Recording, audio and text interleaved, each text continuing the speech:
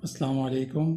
आज हम आपको घुम लैस बनाने का और कपड़ों पे आसानी के साथ लगाने का तरीका बताएंगे।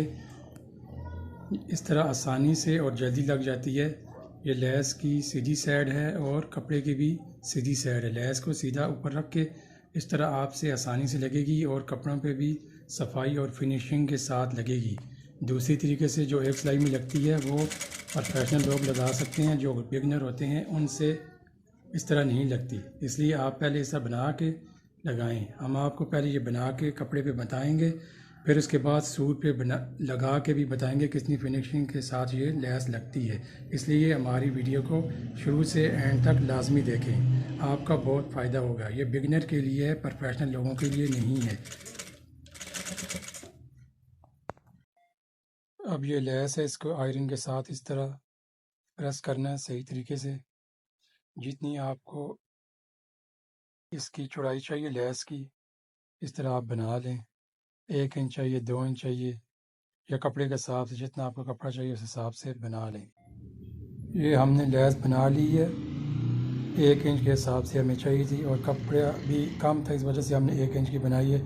कोई 1.5 इंच, कोई 1.25 इंच की बनाते हैं। आपको जितनी पसंद हो, जितनी चौड़ाई पसंद करते हैं उस हिसाब से आप बना लें। ये बहुत आसान तरीका है, इसमें बनती भी आसान है और खूबसूरती से लगती है। और ये इसके लैस के किनारे बिल्कुल एक जैसे नज़र आते हैं। दूसरी तरह मशीन पे आगे पीछे स्पीड से चलाएं तो वो लैस के किनारे आगे पीछे हो जाते हैं। इस तरह ये सिंगल बना के लगाएंगे तो बहुत खूबसूरत और अच्छी लगेगी आपके सूट पे।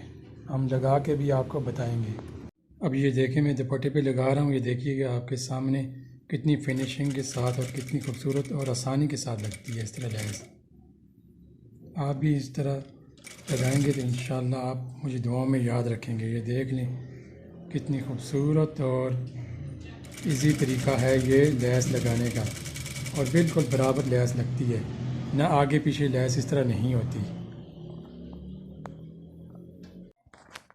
ये देखें जी दुपट्टे की फाइनल लुक है। ये देखें बिल्कुल लैस इस तरह बराबर लगती है।